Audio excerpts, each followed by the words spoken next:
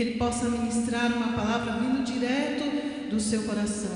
Eu abençoo, Senhor, e te peço que o Senhor cerque-o com o fogo da tua glória, revista-o com a tua armadura, que o Senhor abençoe ele e sua esposa com toda sorte de bênção.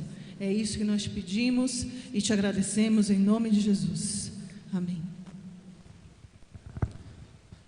Glória a Deus, glória a Deus, aleluia. Louvado seja o nome de Jesus Cristo, o nosso Senhor. Glória a Deus. Observando o momento atual que vivemos, complicado dizer uma alegria, mas dizemos é uma alegria, é uma satisfação, é uma honra poder ministrar uma palavra, compartilhar uma palavra com os meus irmãos dessa comunidade que está aguardando Jesus Cristo voltar. Representando aqui na pessoa da pastora Keila, saudade dos irmãos, saudade das pessoas queridas que amamos bastante. Mas eu tenho certeza que os que nos acompanham, de fato, há uma palavra do Senhor para a sua vida hoje. Eu gostaria de trabalhar o texto aqui, Mateus 16, verso 13 a 21. Mateus 16, verso 13 a 21. O texto, ele diz assim, Mateus 16, verso 13 a 21. E chegando Jesus às partes de Cesareia de Filipe, interrogou os seus discípulos dizendo: quem dizem os homens ser o Filho do Homem? E eles disseram: uns João Batista, outros Elias, outros Jeremias e um dos profetas. E disse-lhes a ele: e vós, quem dizeis que eu sou? E disse Simão Pedro, respondeu: tu és o Cristo, o Filho do Deus vivo. E Jesus respondeu e disse: bem-aventurado és tu, Simão Barra-Jonas, porque não foi carne e nem sangue que tu revelou, mas meu Pai que está nos céus. Pois também eu te digo que tu és Pedro, e sobre esta pedra edificarei a minha igreja, e as portas do inferno não prevalecerão contra ela. Eu te darei as chaves do reino dos céus, e tudo que ligares na terra será ligado nos céus, e tudo que desligarem na terra será desligado nos céus. Então mandou os seus discípulos que a ninguém dissesse que era o Cristo. E desde então começou a Jesus mostrar aos seus discípulos que convinham ir a Jerusalém e padecer dos anciãos, e dos principais sacerdotes e dos escribas, e ser morto e ressuscitar ao terceiro dia. Glória a Deus. Esse texto aqui, onde li, irmãos, bastante conhecido no meio da comunidade cristã, mas nos revela, traz aqui uns tópicos que eu gostaria de trazer para fora, para comentar com os irmãos, repassar para os irmãos. E é lindo quanto Jesus já havia falado conosco através das Escrituras, já tinha nos mostrado isso. E com o passar do tempo nós temos comido porções dessa palavra maravilhosa concernente o Senhor vai nos revelando a cada dia. É maravilhoso. Esse texto é maravilhoso, ele é lindo, e ele está escrito em Marcos, também Lucas fala, e João 6 fala, mas Mateus, ele deixa claro essa parte onde Jesus conversa claramente com Pedro sobre essa revelação da construção da igreja. Esse texto vai nos mostrar claro, na época do Império Romano, havia uma cidade chamada Cesareia de Filipe, junto às fontes de Banias, que era uma das nascentes do Jordão. Banias era uma cidade fonte, conhecida como Fânio ou como Panias, que faz alusão ao nome do deus grego, dos pastores de rebanhos. E naquele local havia um grande templo construído pelos seleunidas helenizados, dedicado a Pan. Flávio Joséfo, um historiador famoso, menciona que o imperador romano Augusto tomou Panéias e deu ao filho de Herodes, Filipe, e que quando Filipe governa nessa área, ele expande ela e coloca o nome de Cesareia de Filipe. E é nesse lugar que Jesus vai passando com os seus discípulos e ali revela algo incrível, maravilhoso, e é sobre isso que eu gostaria de trabalhar com os irmãos hoje. Num local onde havia um grande templo pagão, um local de peregrinação, um local de costumeiro, onde a romaria iria, Jesus leva os discípulos, leva os seus apóstolos, e ali traz revelações incríveis, que nós precisamos pegar isso, até para que a gente possa entender o que foi que Jesus falou. E dentro desse texto aqui, eu separei 5 tópicos para ficar mais claro no meio dos meus irmãos. Eu acho interessante que o texto vai mostrando Jesus chega até a região e faz uma pergunta aos seus discípulos, aponta e pergunta: quem diz os homens, aqueles, ser o Filho dos homens? E depois ele volta a pergunta aos seus discípulos: e vocês, quem diz que eu sou? A resposta é 2. A primeira resposta vinda dos seus discípulos é que eles reconheciam Jesus como um dos profetas. Cita-se um nome de Elias, de João Batista e de Jeremias, ou um dos profetas. Mas quando volta para ele, a resposta é outra. E dentro disso aqui, Jesus dá uma outra resposta pela resposta dada pelos seus discípulos. O interessante é que a resposta dos primeiros era que eles conheciam Jesus como um dos profetas. Um dos profetas, a reconhecimento é porque operava sinais, milagres, curas, predições. Mas quando Jesus volta a pergunta aos seus discípulos, Pedro responde que tu és o Cristo, o Filho de Deus. E Jesus parabeniza falando que foi o Pai quem revelou. Aquilo não veio da carne, aquilo não veio de uma comunhão terrena ou de tradições humanas, mas veio dos céus. E o interessante aqui, que essa resposta nos traz algumas perguntas, nos traz algo que a gente tem que fazer, perguntar para nós como igreja, ou você que está em casa tem que se perguntar, porque você tem que ter essa resposta.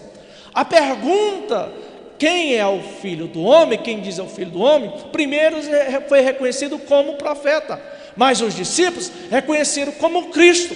A resposta como o Cristo, Pedro está dizendo: eu conheço que Cristo é aquele que foi profetizado, é aquele que os profetas falaram, aquele que nós estamos esperando, é aquele que seria o enviado para nós. É diferente da resposta dos outros que estavam visitando o templo de Pan. E é a coisa que nós devemos responder hoje nas nossas igrejas. Muitas pessoas até hoje não conhecem Jesus Cristo como o enviado de Deus. E portanto nós temos confusões na nossa casa religiosa. Uns andam atrás de profetas, outros andam atrás de revelações, porque ainda não conheceu o Filho de Deus, do Deus vivo, o único, aquele que haveria de vir. Aqui Pedro reconhece, e Jesus deixa claro: foi Deus quem te revelou. E o primeiro tópico nos deixa claro que o Senhor revela ou chama a quem Ele quer. Por máximo que você fale de Jesus para alguém, é Deus quem chama. É Deus quem chama. E isso nos traz um conforto. Por quê? Quem é que não tem um ente querido? Quem é que não tem um parente que a gente ora bastante para que o Senhor fale com ele? Quem é que não tem aquela pessoa que a gente roga a Deus: Senhor, fala com essa pessoa, Senhor, faça isso, Senhor, faça aquilo, e às vezes a gente não vê algo acontecendo. E esse texto deixa bem claro Jesus dizendo que é o Pai quem revela quem é o Cristo, que é o Pai quem revela quem é o Cristo. E nós temos que compreender que Jesus está no controle disso, e a gente deve só orar, porque Ele é quem apresenta o Pai, é Ele quem apresenta, é Ele quem revela. Jesus mostra para Pedro que Pedro é bem-aventurado. Feliz é você, Pedro, feliz é você, porque o Pai te revelou. Você está vendo aquela multidão ali? Eles não conhecem, eles não sabem que eu sou. Eles podem até comer do que eu faço, eles podem comer da multiplicação, eles podem comer dos milagres, igual acontece hoje nessa peregrinação religiosa que nós vivemos hoje, né?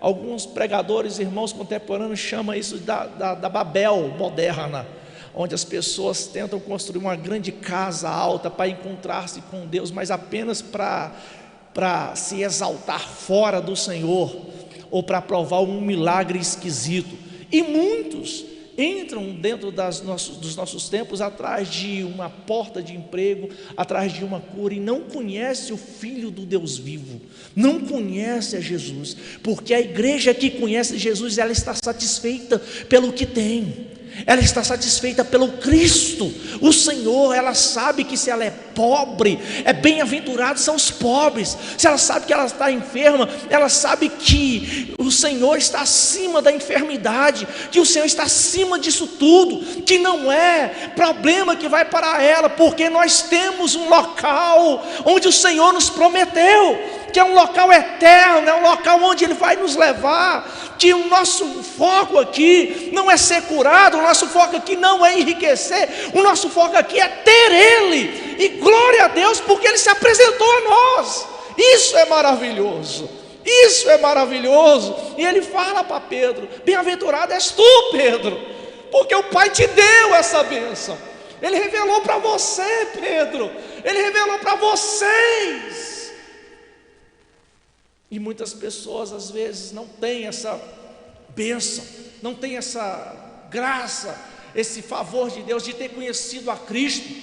Nós estamos vendo no momento atual muitas pessoas procurando um remédio tal, ou procurando alguma saída tal, e na verdade nós temos uma saída e sempre tivemos, que é aquela porta que leva a Deus, como Jesus mesmo diz, João 14: eu sou o caminho, a verdade e a vida, só vem o Pai.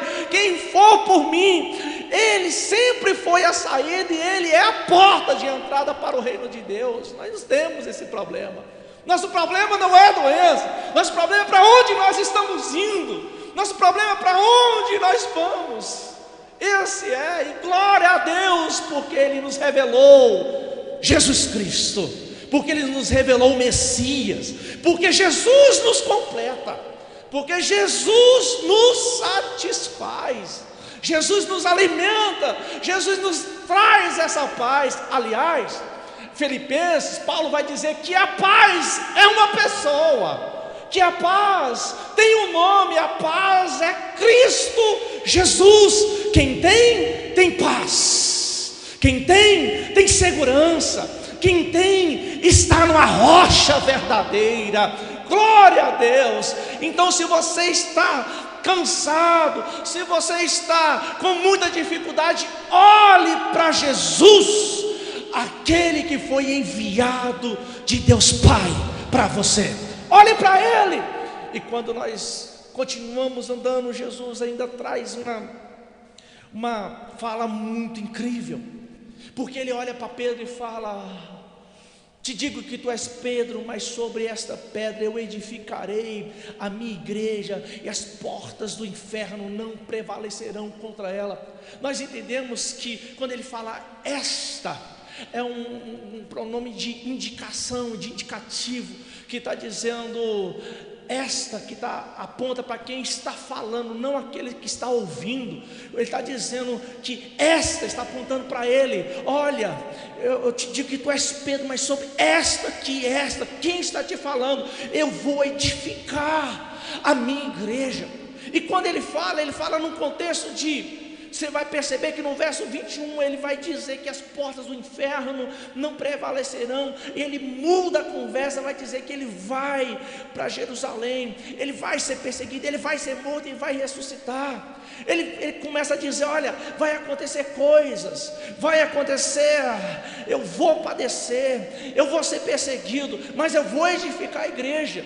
E no meio disso ele aponta um negócio interessante sobre os portões do inferno, o Hades, portas da morte, que fariam coisas, sairiam coisas delas, argumentos delas, ferramentas dela, para tentar destruir essa igreja. E Jesus fala: mas não vai prevalecer. Por quê? Porque no segundo tópico é bem claro que ele vai dizer: eu vou edificar essa igreja sobre a rocha. E ele aponta a rocha, que é ele. A igreja verdadeira está edificada sobre Jesus.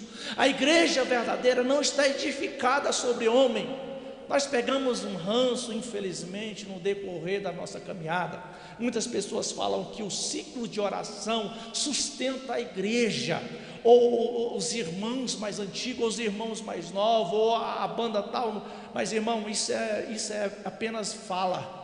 Porque quem sustenta a igreja é a rocha verdadeira no qual ela foi edificada, é Jesus de Nazaré. É Ele quem sustenta a igreja. Então você dá um glória aí na sua casa, entenda: você está na igreja edificada na rocha verdadeira, a pedra de alicerce, a pedra colocada pelo próprio Deus, que ninguém pode mexer. Entenda isso: ninguém vai destruir uma igreja que foi edificada no inabalável. A igreja espiritual, a igreja física, a igreja transcendental, ela sendo de Jesus, ela jamais vai ser destruída. Quando a gente percebe isso aqui, porque no decorrer do texto Jesus vai dizer assim, que as portas do inferno não vão prevalecer contra ela. O que é que Jesus está falando? Jesus, ele reconhece o inferno como uma cidade grande, e os seus portões são como o seu poder. Aí ele vai dizer: olha, está vendo essa cidade fortificada? Ela é poderosa, é verdade, e os portões dela sim, é guarda, é forte, mas eu vou morrer e vou ressuscitar, e apesar do poder da morte, eu vou edificar essa igreja, e ela vai prosperar apesar desse poder. É interessante que Jesus deixa claro que ele vai vencer a morte, e a morte vai lutar contra a igreja, e não vai permanecer, não vai conseguir. Irmão, a igreja jamais vai ser destruída, ela nunca vai ser destruída, apesar de eu ou você morrer fisicamente, mas sempre vai haver um representante dela até que o propósito se cumpra. Sempre vai haver um representante. Eu e você está aqui vivo porque há um propósito para mim e para a tua vida, e você vai viver até que o propósito se cumpra. Ninguém morre antes do propósito, ninguém vai morrer antes do projeto de Deus. Quem te chamou não é mentiroso. A gente tem conversado nesse momento, irmão. Muita gente mudou a teologia. Muita gente mudou a teologia. Nós sabemos que o que nós temos enfrentado realmente é avassalador, realmente é difícil, mas não é cabível mudar a teologia. Que teologia? De quem dá a vida é Deus, e quem tira é Ele também. Quem dá a vida é Deus, e quem tira ele também.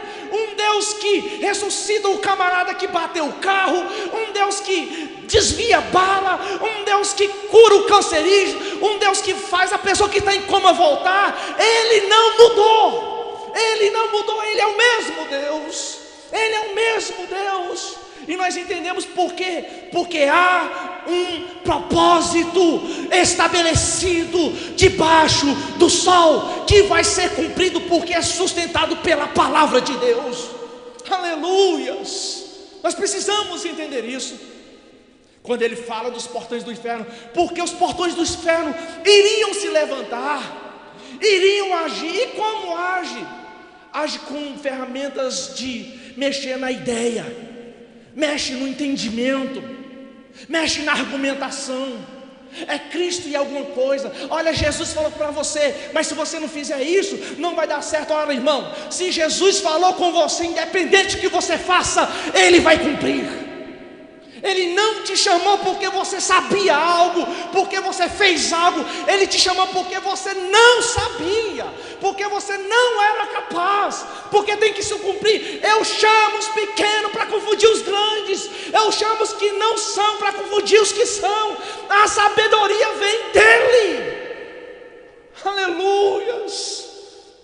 Nós não andamos segundo o que pensamos, nós não andamos segundo o que traçamos. Nós podemos projetar sonhos, ideias e vontades, mas o cumprir vem do Senhor, a realização vem dele.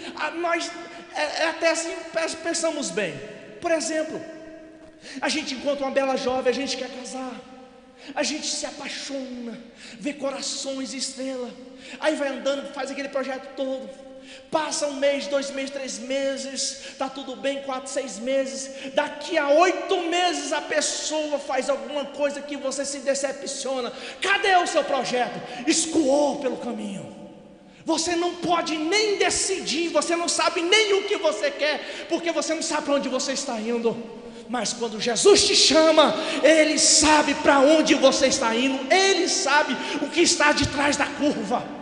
Ele nos chamou para um caminho concreto, mas Ele deixa claro que as portas do inferno iriam prevalecer, iriam levantar, e que ela ia tentar prevalecer, que ela ia tentar argumentar, trazendo falta de fé, trazendo argumentos fora da palavra. É por isso que Pedro era bem-aventurado, porque o Pai havia revelado o que estava no coração dele, e que havia ocultado para muitas pessoas. Paulo deixa claro em Efésios capítulo 2, que aquilo que estava em oculto muito tempo, nos tempos antigos, Deus revelou através do seu Filho para nós. E nós somos a igreja que tem a revelação de Cristo Jesus, que Ele é o Messias, que Ele é o cabeça, que Ele é todo poderoso, que Ele não está brigando com demônio nenhum. Deus não está brigando com os demônios que te atacam. Jesus não está brigando com os capetas que lançam flecha em você.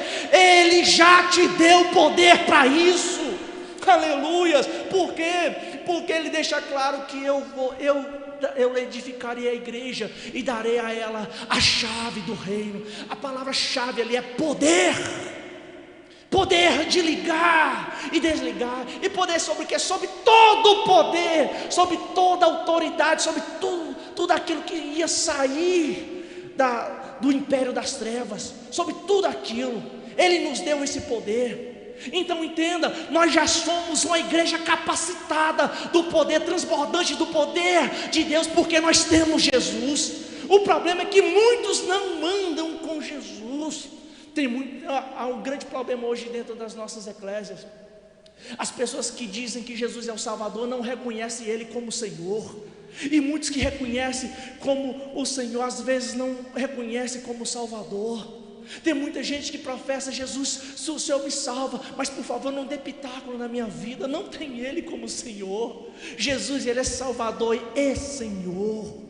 E para quem Ele é Salvador e Senhor, já está capacitado com toda a autoridade. E quando eu falo com toda a autoridade, irmão, isso não não te tira, irmão, de ser atacado por algum problema, de pegar um coronavírus, por exemplo. Não, isso não tem nada a ver, irmão, não tem nada a ver. Eu estou dizendo que isso não vai parar a sua caminhada.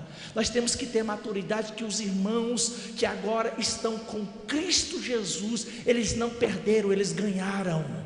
Eles ganharam a coroa da vida que Paulo fala. Eles ressuscitaram com Cristo Jesus, estão lá com Cristo. Eles não perderam nada. É por isso que nós temos pregado, porque Jesus vai voltar. E para você estar com Jesus, a não ser que Ele transforme o seu corpo em um arrebatamento, né? Você vai morrer. Porque Paulo, na 2 de Coríntios, vai dizer que nós temos que ser plantados como uma semente. E o interessante é que o texto prossegue e Jesus continua falando. Aí ele fala do poder de ligar e desligar. A palavra ligar aqui, irmão, é atar, é amarrar, é colocar em cadeias. No nosso português, ligar é colocar em contato, né? Mas aqui na Bíblia, a palavra ligar é colocar em cadeias, é atar os poderes. Quando ele fala, eu te darei a chave, é poder para atar, é para frear as ações do inimigo que vem contra você, contra a sua família, contra o projeto de Deus. Nós temos que lutar contra isso. E a mesma hora que ele fala, mas também te darei poder para desligar. Desligar é colocar em liberdade, é liberar, é quebrar aquilo que está ligado, colocado em cadeia. É poder para colocar em liberdade aqueles que estão cativos. É poder que Deus nos deu. Por exemplo, tem muita gente que começa bem, mas não sabe o poder que Deus lhe deu, por falta de conhecimento bíblico. Aqueles que não conhecem as Escrituras jamais vão saber utilizar as ferramentas. A única coisa que te chancela utilizar o poder de Deus é as Escrituras. As Escrituras é o próprio poder de Deus. E quando eu falo as Escrituras, não é você tirar verso dela e aplicar quando você quer, mas é você entender o que Cristo falou e aplicar na tua vida. É isso que Ele tem nos falado. Quando nós entendemos, irmão, que Ele nos deu poder para frear as hostes de Satanás, Ele está dizendo, vem cá, por que você está titubeando em dois pensamentos? Expulsa esse inimigo da tua vida, expulsa esse problema aí. Ou seja, por que você está com medo de passar fome? Não é o Senhor que tem a provisão? Expulsa esse bicho mentiroso da tua vida, expulsa esse bicho mentiroso da tua casa. Nós estamos passando um tempo, irmão, que nós somos pastores e estamos recebendo muito mais pessoas que estão propensas que estão separando, estão com problema com seus cônjuges de vários tempos, porque estão dando ouvido a demônios, ideias de demônios, em vez do meio da dificuldade, ele orar e mandar o espírito imundo embora e conversar com a outra pessoa. O Senhor já nos deu poder para mandar os espíritos imundos embora. Mande embora da tua vida, mande embora da tua casa. Deixa a pessoa aí, manda o espírito imundo embora. Não é a pessoa, é o espírito imundo que está influenciando. Ele nos deu esse poder, ao mesmo tempo que Ele nos deu o poder de colocar em liberdade. E às vezes a gente coloca isso sempre para os outros. Vamos orar para que fulano seja liberto. Mas a maior libertação, irmão, um dos poderes que o Senhor nos deu para ministrar na nossa própria vida. Ore para a tua vida, coloque a mão na sua cabeça, ore a Deus para tirar o engano dos seus olhos, da tua mente, o engano do seu coração. Ore a Deus, porque nós viemos de um ranço onde as pessoas passaram muito tempo acreditando no óleo ungido, na rosa ungida, no sal grosso, e esqueceu que Jesus colocou o Espírito dele dentro de nós, e nós temos livre acesso. Nós temos que orar para sair disso, que não é a água que cura, não é o óleo que unge, é o Espírito de Deus que está em nós, que é o poder. Fale com Ele, ore a Deus para que você seja livre e liberto. Tem muita gente que tem direito de ir e vir à igreja, mas na sua mente estão presas dentro de si, nunca foram alegres, nunca foram satisfeitas, porque na verdade nunca foram libertas. porque acreditaram em artifícios. O artifício do grande templo aberto, da grande ministração, do óleo que iria sair do altar de Deus. Irmão, não é isso. A palavra de Deus manda você entrar no teu quarto, fechar a porta, curvar e orar, porque o Deus que está em secreto te ouve e te responde. Deus ouve a nossa oração, Deus ouve a sua oração. Não permita que o inimigo trabalhe no seu ouvido dizendo que Deus não ouve a sua oração, fazendo você ir atrás desse mercado gospel, atrás de um profeta, para ser boca de Deus para você. Você pode até ir atrás de um vidente, irmão, mas Deus abriu o caminho por Cristo Jesus, aonde Ele se comunica com o seu povo abertamente. Experimente conversar com Jesus, vê se Ele não responde. Ele responde, irmão, Ele ouve. Ele pode até não responder, porque Ele não é obrigado a responder agora, mas que Ele ouve, Ele ouve. Às vezes a gente não está preparado para receber uma resposta. Às vezes nós não estamos preparados para receber uma resposta. Às vezes Deus está trabalhando no nosso coração para ter certas respostas. Às vezes a nossa resposta precisa de um trabalhar forte. Às vezes, aí o Senhor não quer dizer que Ele não te ouviu, Ele ouve a sua oração. Eu aprendi um negócio lendo um livro, e até indico ele, do nosso irmão Andrei Murray.